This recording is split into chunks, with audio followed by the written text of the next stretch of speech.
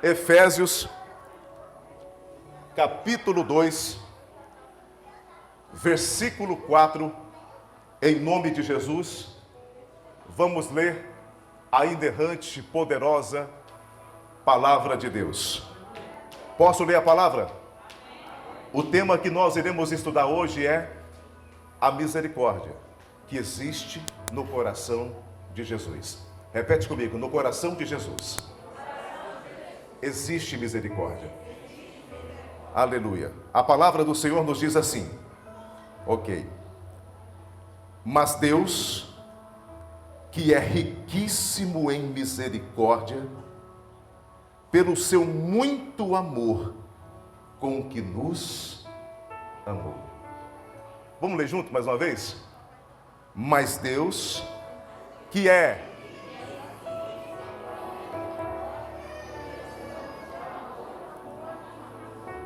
Vou ler mais um versículo, mais um capítulo, 2 Coríntios, capítulo 1, verso 3.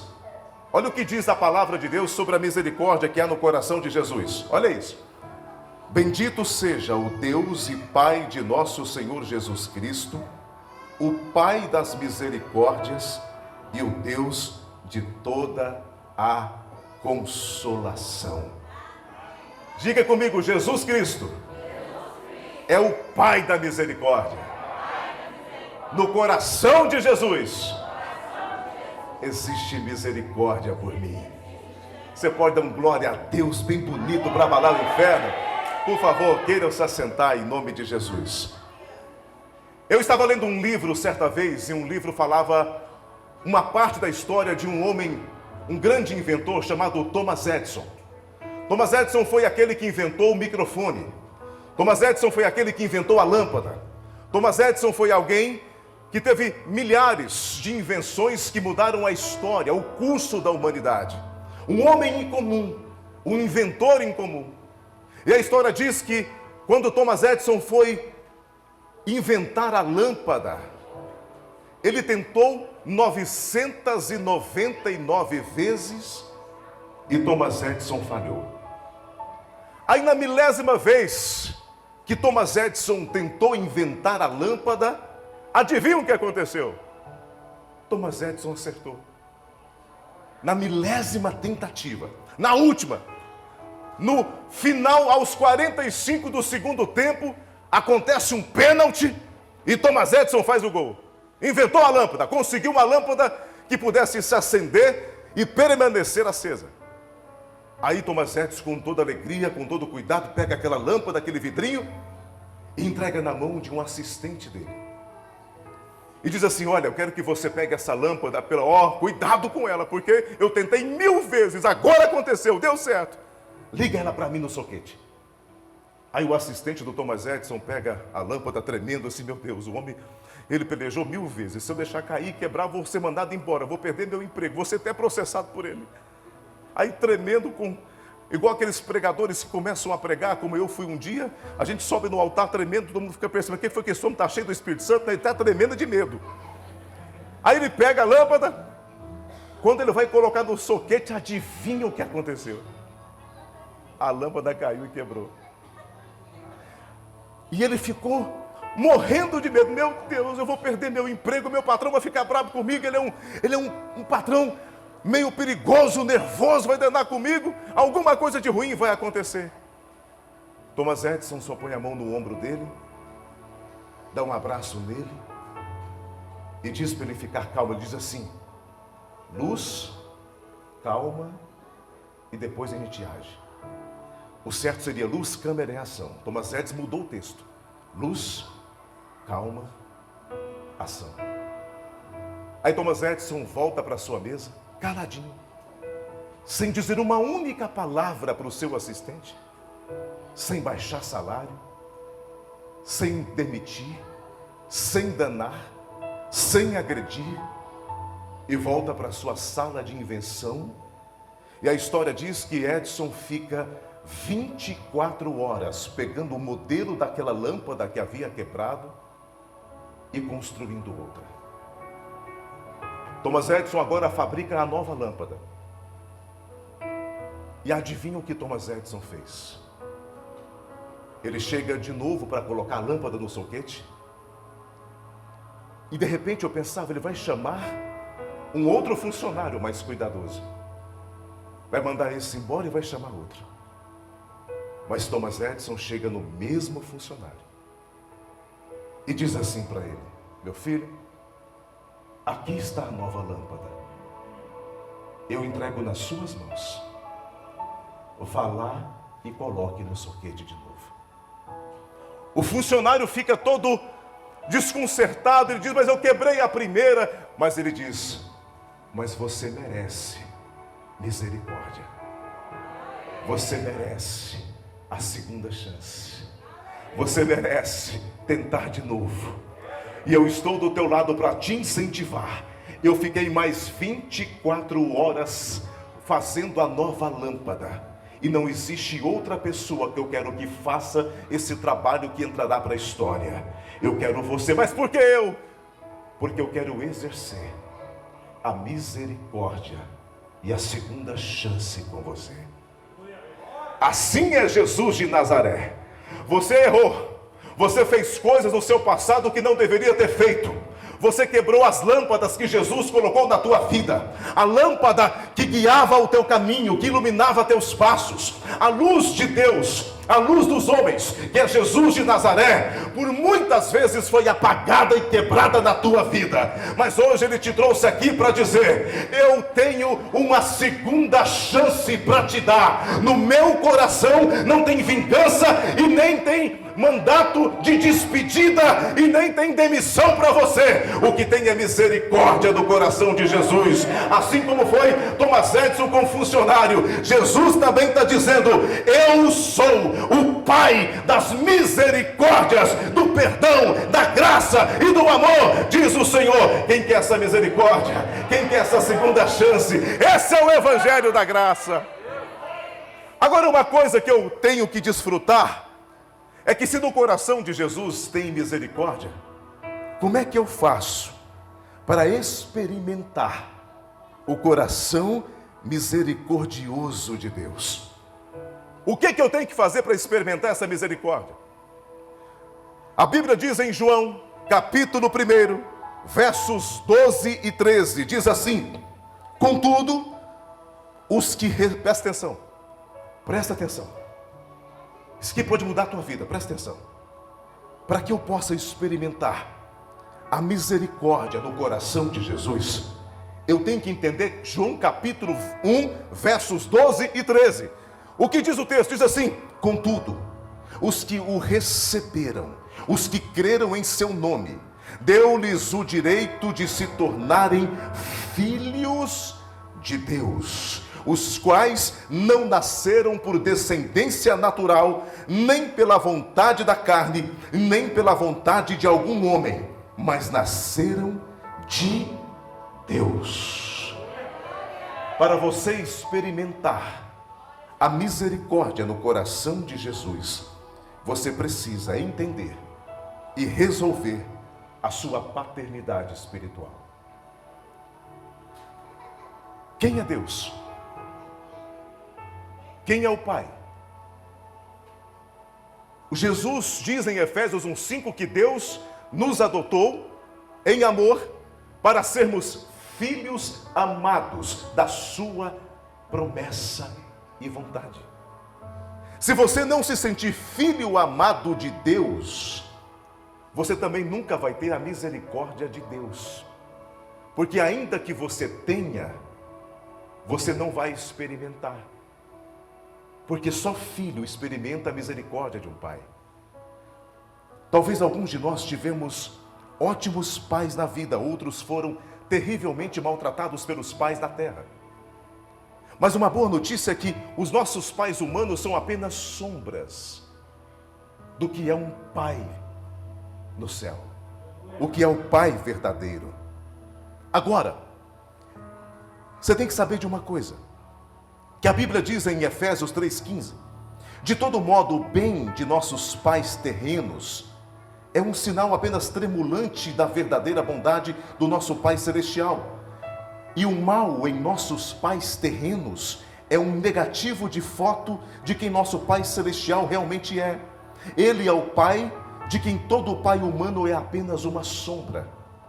Mesmo tendo uma realidade terrena incompleta, imperfeita, em alguns casos, pode até ser mesmo traumatizante. A verdade é que Cristo nos acessou direto à paternidade de Deus. Agora, o que acontece com a gente? Muitos que tiveram pais que abandonaram, pais que enganaram, pais que mentiram. Então ele pensa assim: bom, se até meu pai na terra, que deveria me proteger, me amar, me desprezou, mentiu para mim, me abandonou, judiou com a minha vida, aí a pessoa pega e transfere para o Pai do céu, como se o Pai do céu fosse mau, ruim, perverso, igual ao pai que alguns tiveram na terra. Mas a Bíblia diz que Jesus Cristo é bom. A Bíblia diz que Ele é tão bom que você é a cara dele. Imagem e semelhança do Pai que está no céu. Você é a cara do Pai. Em João capítulo 14, olha o que diz a Bíblia. Filipe pede para que Jesus mostre o Pai aos discípulos. Jesus responde: Filipe, há tanto tempo estou convosco e ainda não me conheces? Quem vê a mim, vê o... Como pode dizer, mostra-nos o Pai? Tu não crês que estou no Pai e que Ele está em mim? Quando eu não tenho uma paternidade bem resolvida na minha vida, quando essa paternidade de Deus, através de Jesus Cristo, não se torna efetiva na minha vida, eu vou ter muitas áreas da minha vida prejudicadas. Primeira coisa, quando eu não tenho Deus como meu Pai, mas como um carrasco, alguém que me prova o tempo todo, que me põe no deserto o tempo todo, alguém que judia por mim, como se ele estivesse lá sem nada para fazer, falando: deixa eu pensar o que eu faço aqui agora, vou colocar o fulano na prova, decidi que agora, na prova. Isso não é papel de pai. Prova existe, existe. Provação existe, existe. Deserto existe, existe. Mas Jesus foi só uma vez para o deserto. Tem crente que acha que Deus coloca ele todo dia. Tem gente que acha que ele é melhor que Jesus. Por quê? As pessoas não encontram dentro de si mesmo o valor próprio. Porque a paternidade não está resolvida.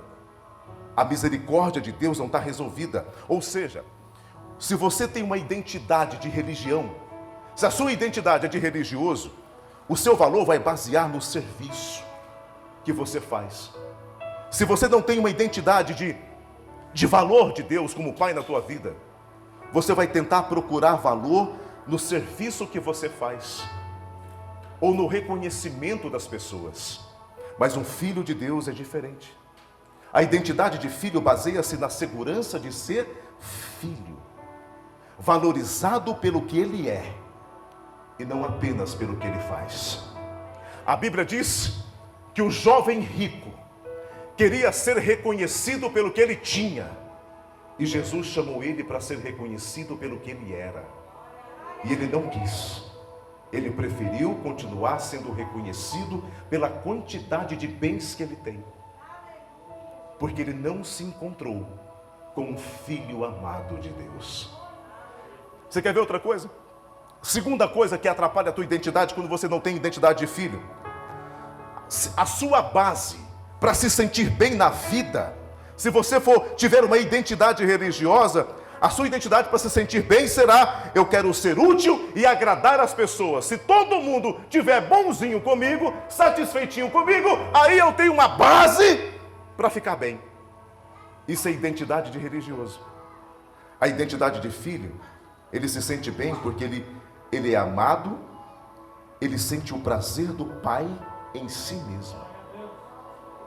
Um religioso precisa saber o que fazer. Ele não precisa entender os propósitos por detrás das suas ações. Todo religioso faz por fazer.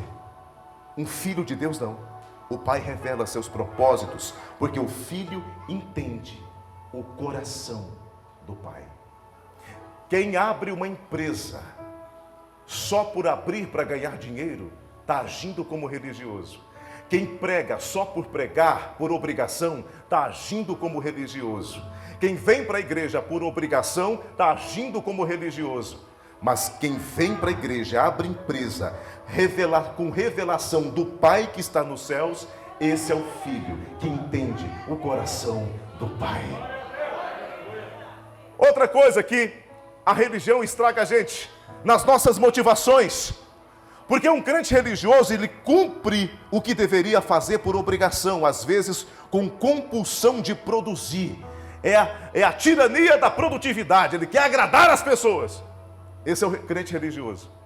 Mas o crente que tem a paternidade de Deus resolvida nele, ele tem alegria em fazer o que faz. Ele participa com o Pai em seu trabalho e seus propósitos. Eu vou pregar não por obrigação, mas é por um propósito eterno. Eu vou ser pastor de uma igreja não por obrigação. É como o pastor Erlando acabou de falar. Ele chegou em Santa Helena de Goiás, a primeira coisa que ele fez, ele parou na entrada da cidade e falou: Deus, eu estou aqui por um propósito. Isso é identidade de filho, porque o filho tem a cara do, e filho que tem a cara do pai, conhece o coração do pai. E se você fuçar o coração do pai, você vai achar amor, você vai achar misericórdia, você vai achar unção, você vai encontrar poder, você vai encontrar perdão e graça para a tua vida. Vamos conhecer o coração de Deus? Quer ver outra coisa que eu vejo na palavra? Quinta coisa que atrapalha o crente religioso, por não conhecer o coração de Jesus, é o propósito da sua existência. Todo crente religioso, ele trabalha para ser produtivo e para ter resultados. Só para isso. O filho de Deus não. O cristão que sabe que é filho, ele é companheiro do seu pai e vai crescer para ser como ele é. Todo filho, quando crescer, quer ser igual ao pai. O primeiro herói de um filho é um pai. Então, se você faz o que você faz, apenas para trabalhar e ser produtivo, você ainda está vivendo a religiosidade. Porque no Evangelho, a gente cresce para ser como o nosso pai é. Número 6, tipo de relacionamento. O relacionamento de um religioso é contratual, ele cumpre serviço em troca de benefícios. Eu te sirvo para ser reconhecido. Eu estou nessa igreja, estou servindo, ninguém me reconhece. Bom, aqui não é lugar de reconhecimento. Por quê? Lugar de reconhecimento é o IML, Instituto Médico Legal. Aqui é Palavra da Vida, e não IML, é MPV, e não IML. Se você sobe do altar, eu vou sair da igreja porque ninguém me reconhece, vamos chamar para você o SAMU, para levar para você lá para Rio Verde, para o Instituto Médico Legal, para você ser bem preparado lá você vai ser reconhecido. Quem quer reconhecimento? Todo crente, irmã Marta, todo crente religioso tem esse negócio. Eu preguei, ninguém deu glória a Deus. Eu cantei, ninguém deu aleluia. O povo quer que nós sejamos igual o crente peru. O crente peru, você fala assim,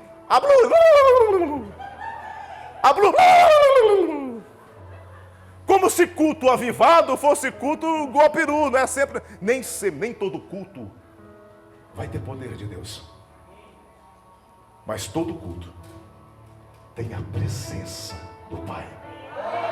Você adora em troca de glória? Você adora, você louva em troca de aleluia?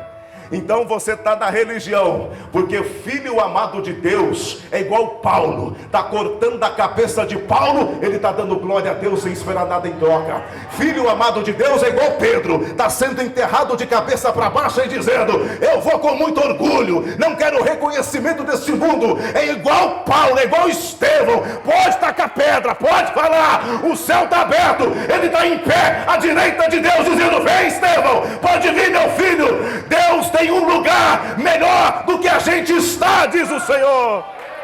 Esse é o Evangelho da Graça. Isso é a palavra.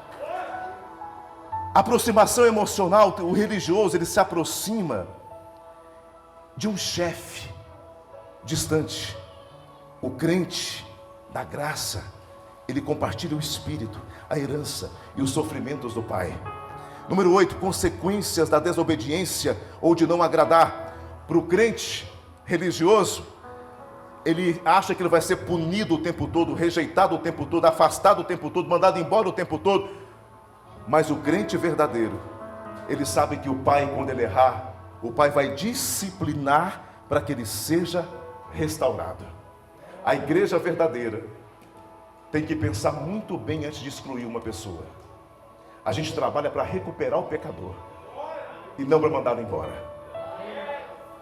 Se você é líder, se o seu coração está pronto para mandar alguém embora e não discipular para restaurar, você ainda vive a fé religiosa e não a fé da graça de Deus. Hebreus 12, 5, 11 fala exatamente isso.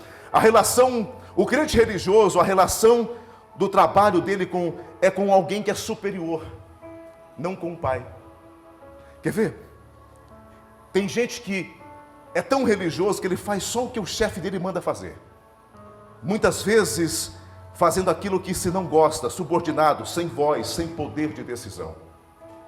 Um filho amado de Deus, ele faz o que o pai está fazendo. Ele tem parceria com Deus, o direito de expressar os seus sentimentos, suas dores, alegrias e as suas expectativas. Deus não é chefe, Deus é pai. Deus não é o diabo que veio para matar, roubar e destruir.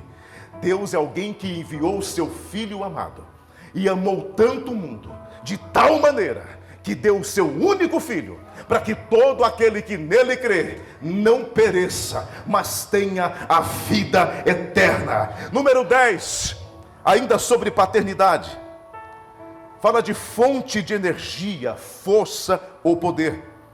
O religioso anda pelo esforço próprio, na esfera do reconhecimento. Ele se esforça, ele acha que tudo se resolve na força do braço.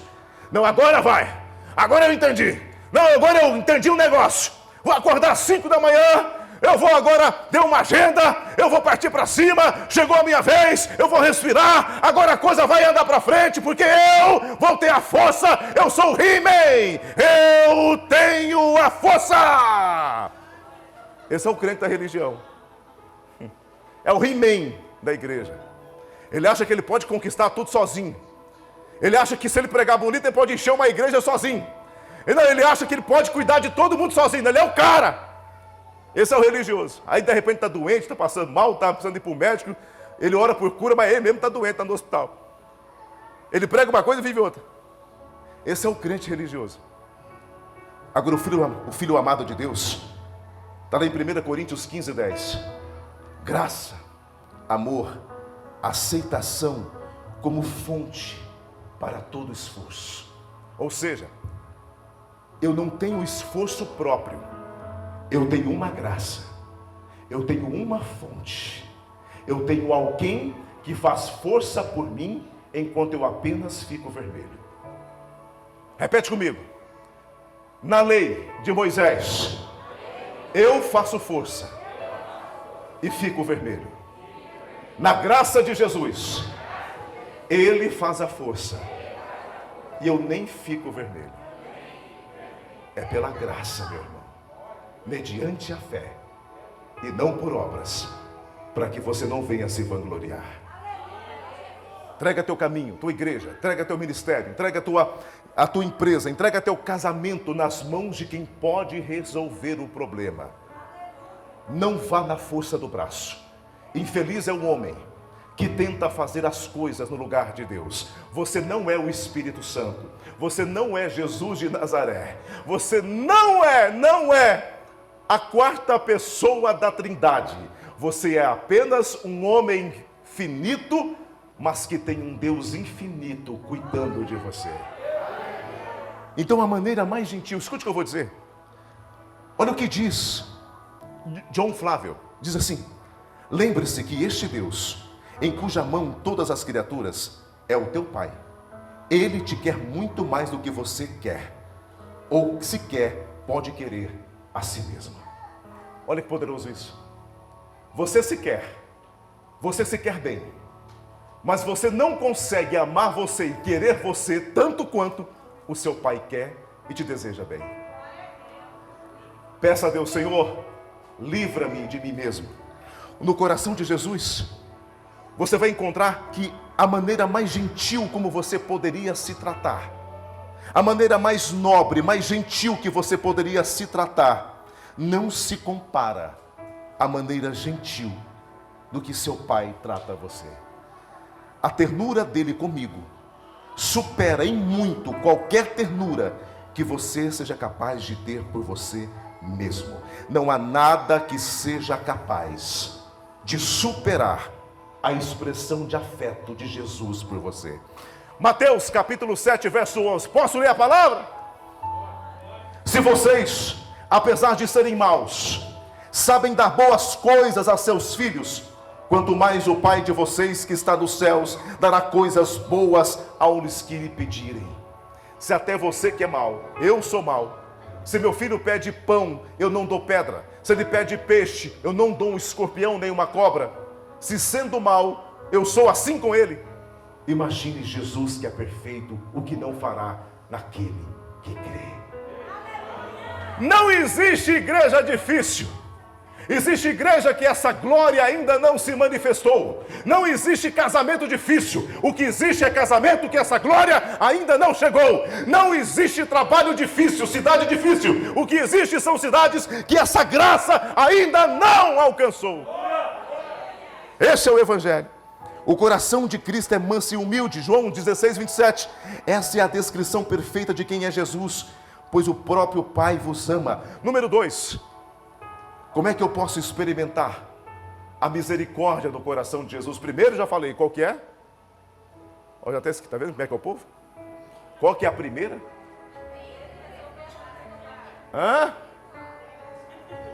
Sangue do Cordeiro. Fala, Carolzinho, tira a mascarinha. Qual que é a primeira, gente? Paternidade. Você falou isso também? Me perdoa. A primeira é resolver a paternidade. Você é um filho amado de Deus, vencendo os seus pecados em Cristo Jesus. Amém? Segunda coisa, que eu preciso aprender. Anota, irmão, anota. Culto de estudo, você tem que trazer papel e caneta. Experimente pessoalmente a bondade do coração do Pai. Pessoalmente. Para de querer que o seu pastor sinta por você. Para de querer que ora por mim, ou crente 6 horas. Ora por mim, ou 6 horas por mim. Não, você vai experimentar por você mesmo. Você vai chegar ao pé do Monte Sinai, como Moisés chegou e subiu, e a glória desceu, e o Israel saiu correndo. Quem tem medo sai correndo, mas quem tem fé, parte para cima. Parte para cima. Olha o que a palavra diz em Êxodo, capítulo 34, diz assim, o Senhor passou diante de Moisés e proclamou, o Senhor Deus compassivo e bondoso, tardio em irar-se e grande em misericórdia e fidelidade, que guarda a misericórdia em 1000 gerações, que perdoa a maldade, a transgressão e o pecado, ainda que não inocente o culpado, e visita a iniquidade dos pais dos filhos, e nos filhos dos filhos, até a 3ª e 4ª geração. Deus validou toda a criação com a sua bondade, e é ainda a sua bondade que revela o propósito da criação. Então, se você quer experimentar a misericórdia no coração de Jesus, experimente pessoalmente a bondade no coração de Jesus. Salmos capítulo 138, versos 5 e 6, diz assim: celebrarão os feitos do Senhor, pois grande é a glória do Senhor, embora esteja nas alturas, o Senhor olha para os humildes numa aliança pactual e inquebrável. A palavra fidelidade reforça esse ponto. Ele nunca joga as mãos para o alto frustrado, mesmo com todas as razões que seu povo lhe der para tanto. Ele recusa e até mesmo cogitar a ideia de nos abandonar à nossa própria sorte, ou afastar do nosso coração, como fazemos com quem nos machuca. Deus não simplesmente passa por um compromisso pactual de mão aberta, mas Deus transborda no compromisso que Ele fez com nós. Deus tem compromisso e aliança com você. Não tenha medo do Senhor, tenha temor, respeito, tenha dignidade de chegar diante dEle, mas nunca corra de medo de Deus. Deus não é assassino. Assassino é Satanás. Deus não é ladrão. Ladrão é Satanás. Deus não está com o dedo apontado. Ele morreu, foi numa cruz com os braços abertos, dizendo: Pai, perdoa-lhes, eles não sabem o que estão fazendo. Não se afaste de Deus. Conheça, experimente pessoalmente a bondade que existe no coração do Pai. Ele é um Deus que quer se manifestar a você, muito mais do que um simples homem que morreu e ressuscitou depois daquela cruz do Calvário. Ele é Deus no absoluto da palavra. Número 3. Para eu poder experimentar a misericórdia que existe no coração de Jesus, que se renova todas as manhãs, eu preciso conhecer e compreender a grandeza dos pensamentos do meu Pai. Eu preciso conhecer, e mais do que isso, eu preciso compreender a grandeza dos pensamentos do Pai. Isaías capítulo 55, versos 6 a 8. Olha o que diz o texto: buscai o Senhor enquanto se pode achar, invocai-o enquanto está perto. Deixe o perverso o seu caminho, o iníquo os seus pensamentos. Pensamentos de iniquidade, abandone os seus e conheça os dele. O iníquo deixe os seus pensamentos, converta-se ao Senhor, que se compadecerá dele, e volte-se para o nosso Deus, porque ele é rico em perdoar. Porque os meus pensamentos não são os vossos pensamentos, nem os vossos caminhos, os meus caminhos, diz o Senhor. Você precisa mudar a sua visão a respeito de Deus. Você precisa conhecer Jesus melhor. Você precisa, porque o que esse texto está dizendo? Está nos contando que não podemos ver as expressões de misericórdias de Deus com os olhos antigos. Se você vier para esse culto de estudo com os olhos antigos da religião, você nunca vai entender as misericórdias que se renovam a cada manhã. Oh, gente, Deus não é possível ser conhecido. A teologia não pode ser vista como uma ciência, porque o objeto que é estudado não está presente, não é, pastor? Então, teologia não é uma ciência, porque o objeto não está aqui fisicamente para ser estudado. Então, é impossível conhecer a Deus. Mas como é que eu falo? E como é que eu conheço então? Porque Ele se revela. Deus só pode ser conhecido se Ele se revelar. É igual a graça. Você pode pregar a graça para alguém a vida inteira. Se Deus não revelar para ela, ela nunca vai entender. Agora, como é que Deus revela para você quem Ele é, se os seus olhos a respeito dele são ruins? Se Ele tenta uma aproximação e você se afasta por medo da religião? Como é que Deus se revela para você no seu ministério, para te encher de unção, se você crê mais na sua timidez do que na unção que Ele tem? Como é que Deus vai usar você para curar o enfermo, se você crê mais na voz de Satanás dizendo: não vai crescer a perna, não vai curar o rim, não vai crescer? Se você crê mais na voz do diabo do que na bondade de Deus? Tem que ser igual Edwards fez. Foi para um retiro, não entendia a graça também. Wesley não entendia a graça, ficou perdido também. Aí foi para um retiro. Deus: é só isso? É só isso que o Senhor tem para dar? É só um conjunto de textos e informações e nada além disso? Eu quero mais. Se revele a mim. Eu quero mudar meu olhar, eu quero te ver de forma como tu és. E nasceu ali um dos homens que ganharam milhões de almas para Jesus. Milhões de almas para Jesus, porque um homem ousou dizer: eu quero mais. Eu não quero mais ter medo. Eu não quero mais ter essa vidinha porca de religiosidade. Essa vidinha que não leva a nada, que é só timidez, que é só medo, que é só pavor, que é só dor, que é só prova, que é só deserto, que é só religião. Deus é muito maior. Agora, os pensamentos dele não são iguais aos nossos. se eu não conhecer os pensamentos do Pai em relação a mim, se eu não entrar no pátio da casa de Deus, bater na porta e falar: eu estou aqui em nome de Jesus, porque a cruz do Calvário conquistou isso para mim. Deus, abre a porta, eu quero entrar, essa casa é minha, porque tua palavra diz que tu tem preparado um lugar para mim na sua mansão. Abra a porta, eu quero entrar, deitar no teu colo, ouvir teu coração e dizer: diga para mim o que tu pensa, quem tu és, sai da religião, diz o Senhor. Agora, enquanto ficar ouvindo essas pregações aí, dormir pelada pro inferno, vai tomar banho na soda, rapaz. Vai tomar banho na soda, rapaz. Pelo amor de Deus, cara. Ei, Petê. Oi, o que foi, meu filho? Eu ouvi uma pregação na internet e o pastor brabo dizendo: se dormir pelado, vai pro inferno. Falei, ele deve ser um tarado pregando. Pelo amor de Deus, gente. Olha, se o Deus de Israel, se o Deus Todo-Poderoso, o Criador dos céus e da terra, está preocupado com a roupa que eu durmo, meu Deus! Nem tanto mestre, nem tanto religioso, nem tanto. Dá um tempo. Vai para o coração de Deus, sai um pouco da internet. Irmão, você foi criado em um jardim. Quando Deus criou você, Deus não te colocou de frente para um computador. Ele te colocou foi no jardim. Sai do computador e volta para o jardim, volta à origem, volta para a graça, volta para os primórdios. Não é na internet que você foi criado em um jardim. Pode usar saia.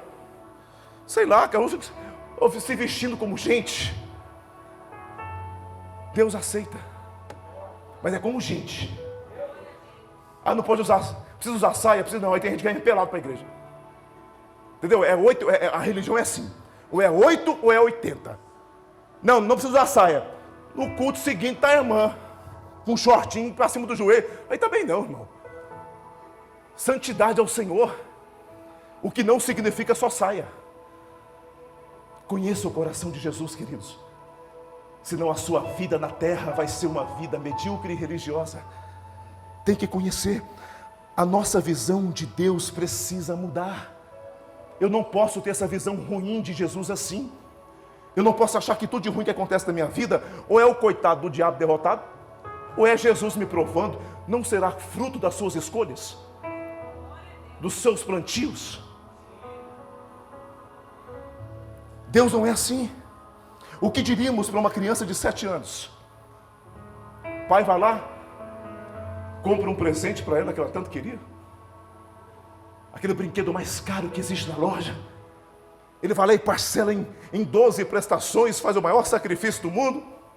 Aí chega na casa do filhinho de 7 anos de idade: meu filho, vim trazer um presente que você tanto sonhava. Ô pai, graças a Deus, me dá um presente. Ele abre: nossa, era o que eu queria, papai, obrigado. Aí o filhinho vai lá no cofrinho dele, pega todas as moedinhas que ele tem, o dinheirinho que ele recebeu de mesada, põe na mão: está aqui, papai, estou te pagando pelo presente que o Senhor me deu. Como é que esse pai se sentiria? Triste, não é? Desvalorizado, não é? É assim que Deus se sente. Quando você procura profeta, ao invés de falar com o Espírito. É assim que Deus se sente. Quando você procura aqueles lugares que tira aquelas cartinhas, sabe? Tipo uma macumba evangélica. Pega a caixinha da promessa. Ao invés de entrar para o seu quarto, fechar a porta e em silêncio falar com o Pai, que em secreto te vê, fala, te guarda, te protege e revela os pensamentos que Ele tem a teu respeito. Quarto secreto. Quarto secreto. É interessante que esta declaração de Deus não é apenas uma constatação, mas também um convite. Ele fala assim: olha, eu não escondi os mistérios de vocês, mas eu quero revelar para vocês. É porque então que eu não compreendo os seus pensamentos? Porque a sua visão a respeito de Jesus é a pior possível. É o carrasco, é só o que prova, é um Deus que balança o pé e causa terremoto. Tem gente na internet dizendo que essa guerra entre a Rússia e a Ucrânia foi Deus que está realizando. Gente que diz que Deus mandou a pandemia por causa do carnaval, que alguém arrastou uma imagem de Jesus Cristo no carnaval, aí agora Deus está lá no céu todo iradinho, todo rebeldezinho, todo assim, cheio de milindre. Não, eu não aceito. Mandarei uma Covid. Aí até nós que somos crentes, pastor, pagamos o preço também. Eu não rastei Jesus, rastei. E peguei Covid. Aí Jesus pôs Covid em mim e falou: pastorzinho, me arrastar naquele carnaval, vou tacar Covid em você. Não fiz nada. Olha a ideia da religião. Olha a ideia. O Deus que veio para curar, o Deus que veio para salvar, o próprio Jesus que disse que não veio condenar o mundo, é o mesmo que o povo diz que joga praga no mundo. É difícil, irmão. Pregar o evangelho não é brincadeira. Não é brincadeira. Sabe, querido, o coração de Deus é compassivo. E Ele confunde as nossas intuições mundanas. É intuição humana quando você pensa que Jesus está acusando você. Uma coisa é o diabo te arrebentar por causa do seu pecado. Pecado mata. Pecado leva para o inferno. Pecado arrebenta com qualquer vida. Mas Jesus está com a mão estendida, dizendo: venha. Está cansado? Venha. Está com sede? Venha. Está com dor? Venha. Vinde a mim, vós que estáis cansados e sobrecarregados. O pecado cansa, Jesus descansa. Número 4, a gente está encerrando já. Efésios capítulo 3, versos 8 e 9. Número 4, o que eu tenho que fazer para experimentar a misericórdia que há no coração de Jesus? Número 4, eu tenho que sentir de perto o coração de Deus por toda a eternidade. Escute o que eu vou dizer.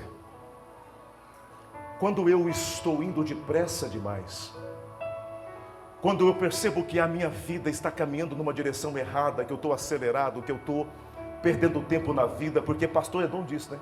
Estou perdendo tempo, já tinha que estar muito longe, e o povo não sei o que mais. Pastor, irmão, mente de pastor é o trem mais estranho do mundo, é esquisito. Sabe o que eu faço para Deus? Eu digo assim: Senhor, quando eu estiver indo rápido demais, quando a realização de alguma coisa poderosa estiver a uma batida de coração à distância de mim, quando eu pensar que eu posso ser muito mais do que aquilo que eu realmente preciso ser, quando na vida a ansiedade do crescimento e as pulsações desse mundo tentar me levar para a direção contrária daquilo que tu tem para mim, e quando eu estiver tentando ir muito além do que minhas pernas, os meus passos podem dar conta de seguir, por favor, me conceda um instante no tempo, para que eu possa sentir a eternidade. Me conceda um instante no tempo, para que eu sinta a eternidade. Porque se eu sentir a eternidade, a minha alma se convence que essa vida, ainda que eu não conclua algumas coisas, ainda que eu não consiga algumas coisas que eu tanto almejo, que eu tanto acho que seria bom para mim, a minha alma, através do Espírito, ela se convence que a vida não termina naquele túmulo, porque Ele prometeu: eu estou indo para o Pai, e na casa do meu Pai tem muitas moradas, e lá eu vou preparar um lugar na casa do Pai. Ele está dizendo o seguinte: fica tranquilo. Quando o mundo bater doído, quando você achar que está perdendo tempo, quando você achar que as coisas não vão dar certo e o sonho nunca vai se realizar, nunca se esqueça: eu estou indo para a casa do Pai, preparar lugar. Ele está dizendo o seguinte: fica aí tranquilo, fica calmo, não se apavore, porque o lugar lugar que eu estou preparando é melhor do que o lugar que você está. Deus tem um lugar melhor do que aquele que você está. A alma é eterna, ninguém morre em Cristo, a vida vai continuar, não se encerra no túmulo, mas avança para a eternidade.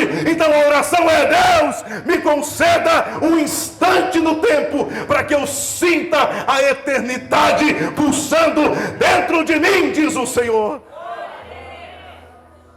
Sinta de perto o coração de Deus por toda a eternidade. Efésios 3, versos 8 e 9 diz assim: embora eu seja o menor dos menores dentre todos os santos, foi-me concedida esta graça de anunciar aos gentios as insondáveis riquezas de Cristo e esclarecer a todos a administração desse mistério que durante as épocas passadas foi mantido em oculto em Deus, que criou todas as coisas. É para sempre. Não tenha medo de morrer. A sua vida não acaba no túmulo. Você não está perdendo tempo igual Noé dentro daquela arca. Ficou lá aqueles anos todos, aquele tempo, meses todos dentro da arca. E a Bíblia diz que Deus não levou em conta o tempo em que Noé passou na arca. E acrescentou a Noé, salvo engano, após a arca, 350 anos. Você não está perdendo tempo nessa arca. Você está ganhando vida eterna nessa arca. Porque depois da arca, depois do dilúvio, vem a nova vida, o novo mundo, a nova história. Você não está jogando seu tempo fora servindo a Deus. Você não está deixando de ganhar dinheiro para servir a Deus. Você está plantando tesouros nos céus. E sabia de uma coisa? Que a Bíblia diz que nós não vamos morar no céu. Quem sabia disso? A Bíblia diz que haverá novos céus e nova terra. E essa terra será purificada a partir do fogo. A nova Jerusalém, a cidade em que nós iremos morar, nas mansões celestiais, vai descer para esta terra, que estará totalmente purificada. E a Bíblia chega a falar, pastor, lá em Apocalipse, que nós iremos construir coisas lá. Se aqui o nosso trabalho já faz sentido, imagina o que será no céu, na vida eterna. Ninguém morre estando em Cristo. Nós não estamos perdendo tempo, nós estamos ganhando para a eternidade. E quando você sentir que a vida está passando e parece que nada acontece, peça para Ele: me dê um instante no tempo, para que eu sinta a eternidade pulsando dentro de mim, diz o Senhor. Isso é profundo demais. Ah, Deus, é por isso que o discipulado cristão não se esgota. O discipulado não tem fim. É para sempre. Quando dura o discipulado? Para sempre. Estar em Cristo é pensar na eternidade. Isso impacta diretamente a nossa vida hoje aqui na terra, porque nós não somos escapistas, uma teologia focada apenas nos fins das coisas, mas sabemos que o fim em Cristo não é um fim propriamente dito, e sim começo. Olha aqui para mim. O céu não é ponto de chegada. O céu é ponto de partida. Igreja também não é ponto de chegada. É ponto de partida. Por isso sonhe com o céu. Queira o céu. Abrace uma visão celestial. Tenha sonhos, você andando nas mansões celestiais, com aquele rio que desce do trono da casa de Deus e que passa da praça da Nova Jerusalém até os muros. Deus escreveu para nós, para dar um sal na boca, um gostinho de quero mais. Para onde você vai é milhões, trilhões de vezes melhor do que a terra. Creia no poder de Deus para a sua vida eterna, não só para o hoje. De que adianta o homem ganhar o mundo inteiro e perder a sua alma? Eu estou preparando o lugar. O lugar que Ele prepara. Já pensou, Deus? Jesus Cristo preparando o seu quartinho. Coloca lá assim. Aí chega lá, chega no céu, tem um nominho na porta. O seu nome. Esse lugar aqui é só dele. Aí chega lá, tem a caminha. Como é que deve ser uma cama de espírito? Nem sei. A caminha espiritual. Mas isso aqui é só sua. Vamos pôr um arzinho do céu aqui para ela, um arzinho condicionado.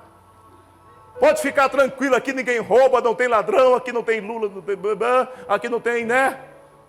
Não tem. Aqui tudo é paz. Pode voar. Pode tomar banho na represa do céu. Pode falar com um leãozinho que não te morde. Não, voltou tudo ao estado original. Sonhe com o céu. Conheça os pensamentos de Jesus Cristo, que não são iguais aos nossos pensamentos. Como é que é? Vai ter o quê? Coca? Eu vou orar para o inventor da coca ser salvo. Ah, cobra. Cobra é só no Éden. Já passou. Não, é coca ou é cobra? Cobra. Ó, se tiver cobra é para brincar. Agora Coca-Cola podia ter, hein? Coca-Cola por mim, irmão do céu. Irmão, quando eu vejo uma Coca-Cola em cima daquela mesa, que tem banana frita, tem mandioca frita, batatinha frita, macarronata, irmão, eu quase falo em línguas. Eu quase planto bananeira. Eu saio marchando no poder de tal maneira. Eu falei, Deus do céu, me perdoa! Sinto o coração dele de perto. Quantas vezes na minha salinha de oração, eu estou lá orando, eu oro, tenho o meu computadorzinho aí de frente, eu coloco um fundinho para poder orar.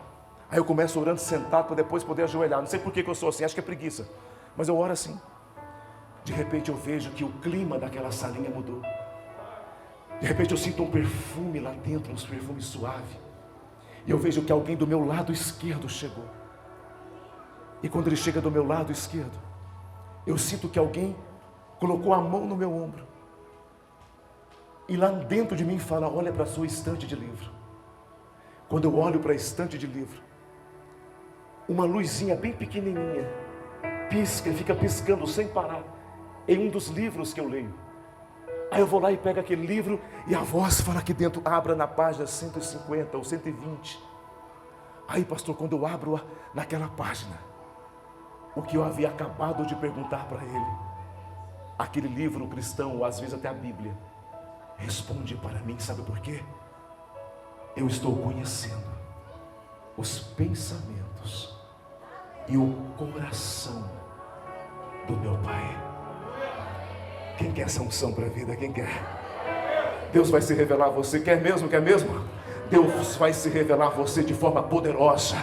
Deus vai manifestar experiências sobrenaturais na sua vida. Em o nome de Jesus você vai conhecer o coração do Pai. Em nome do Senhor Jesus, você vai conhecer o coração do Evangelho, o coração da graça. Essa graça vai ser revelada a você. Quem crê nessa palavra, dá um glória a Deus aí para abalar o inferno. Em nome de Jesus.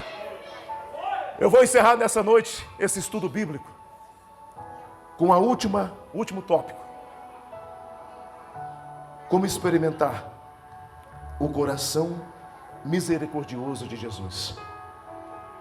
5. Vá para Jesus todo dia. Todo dia, na mesma hora, no mesmo lugar, com o mesmo coração.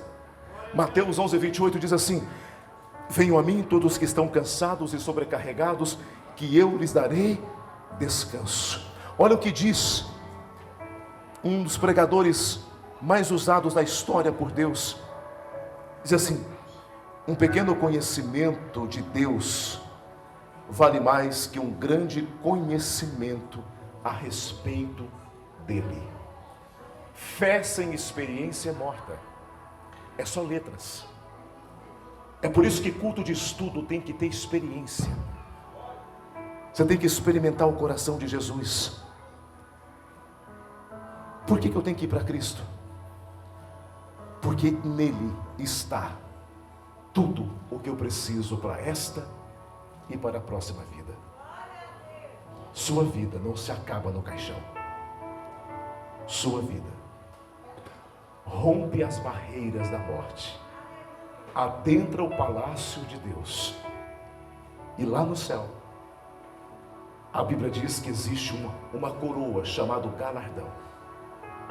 E essa coroa A sua coroa não serve na cabeça de Abraão, não serve na cabeça de Isaac, não serve na cabeça de Jacó, não serve na cabeça de anjo Gabriel, nem de arcanjo Miguel, não serve na cabeça de serafins e nem os querubins.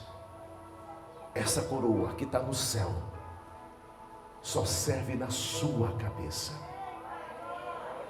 E se Abraão tem um nome lá, chamado Seio de Abraão, um lugar que levou o nome dele, no reino de Deus, você também tem um lugar com o seu nome, com o seu jeito. E quem arrumou tudo lá não foi nenhum anjo, não foi nenhum querubim, porque quem prometeu que arrumaria teu quarto, arrumaria a sua cama, enfeitaria o seu ambiente e deixaria pronto por você, é Jesus de Nazaré. Vou preparar lugar, diz o Senhor. Você pode glorificar o nome do Senhor por isso? Você quer ter essa experiência com Deus? Quer? Então eu quero desafiar você. É culto de estudo, mas deixa o fogo descer. Vem aqui para frente, deixa eu orar por você, deixa. Eu quero que você tenha experiência com Deus no teu ministério.